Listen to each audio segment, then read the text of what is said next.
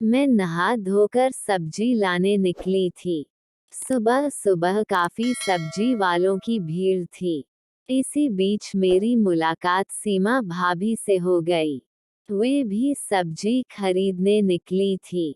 मैं जब सब्जी खरीद रही थी, इसी बीच मैंने कुछ सुना। सीमा भाभी को लेकर दो सब्जी वालियों में खुसफुसाहट हुई। आज भाभी ने बड़े लंबे बैंगन लिए हैं और साथ में लंबा खीरा भी है। मुझे ये बात सुनकर थोड़ा अजीब सा लगा कि सब्जी तो सब्जी होती है, अब इसमें मैथास को क्यों घुसाना। खैर इस उधेड़बुन के साथ मैं घर आ गई। दिन ऐसे ही बीतने लगे, लेकिन मन में ये बात बैठ गई थी कि सब्जियों का लंबी होने से क्या कनेक्शन है। मेरे पास उस वक्त अपना पर्सनल फोन भी नहीं था, जहां गूगल सर्च करके तुरंत पता कर लूं, और इतनी हिम्मत भी नहीं थी कि किसी से फोन मांगकर सर्च कर लूं। लेकिन इतना तो लग रहा था कि जिस चुटीले अंदाज में वो शब्द कहे गए हैं, इसके पीछे जरूर कोई अतरंगी बात है। मैं अपने सवालों की लिस्ट के साथ ऐसे ही सोच में पड़ी थी। इसी बीच पता चला कि मेरे पड़ोस में रहने वाली दीदी गर्मी की छुट्टियों में वापस आई हैं। उनके घर का नाम छबीली है।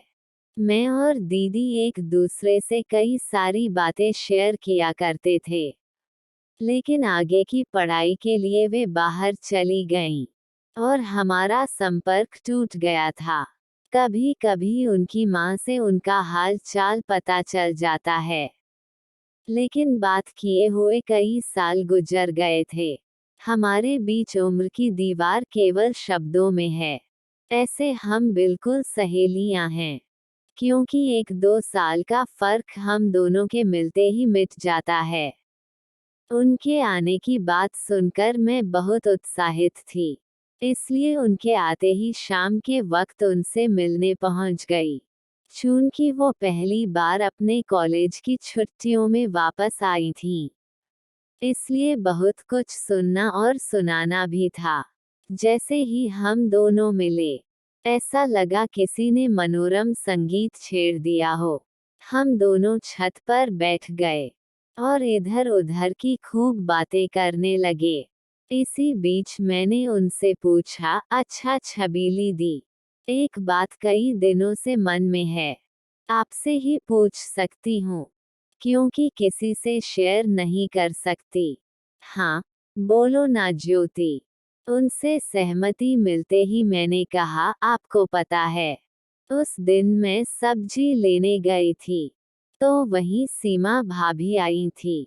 वो सब्जी खरीद रही थी कि तभी पीछे से दो सब्जी बेचने वाली औरतों ने बोला, भाभी ने लंबे बैंगन और खीरा खरीदा है। और फिर वह जोर से हंस पड़ी। अब एक बात समझ नहीं आ रही कि अब लड़कियों के सब्जी खरीदने से भी दिक्कत होने लगी। छबीली दी ने हंसते हुए कहा, अरे नहीं, इसका मतलब कुछ और है। हालांकि बहुत लोगों को इस बारे में जानकारी नहीं होती है, लेकिन बहुत सी लड़कियां इन लंबी सब्जियों को अपने आप को मजा देने के लिए लेती हैं। मैं एकटक देख रही थी। उन्होंने कहना शुरू किया, बहुत सी महिलाएं उन्हें सेक्स टॉय के रूप में इस्तेमाल करती हैं। हस्तमैथुन करने के लिए उनको योनि में डालते हैं। ये बहुत सामान्य है। मेरे हॉस्टल की कई लड़कियां भी इनका इस्तेमाल करती हैं। बहुत से लोग अपने आप को सेक्सुअली संतुष्ट करने के लिए सब्जियों का इसका इस्तेमाल करते हैं।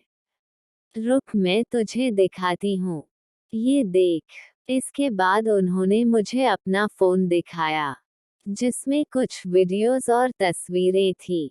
वहाँ केले के जरिए पुरुषों के निजी अंग को दर्शाया गया था, तो कहीं संतरे के जरिए महिलाओं के निजी अंगों को। छबीली दी ने मुस्कुराते हुए आगे कहा, उस दिन सीमा भाभी जो बैंगन और खीरा खरीद रही थी, इसका मतलब भी वही था। शायद इसलिए ही किसी ने ये कमेंट किया होगा। ओह, तो सीमा भाभी शायद इस काम के लिए उनका इस्तेमाल कर रही होंगी।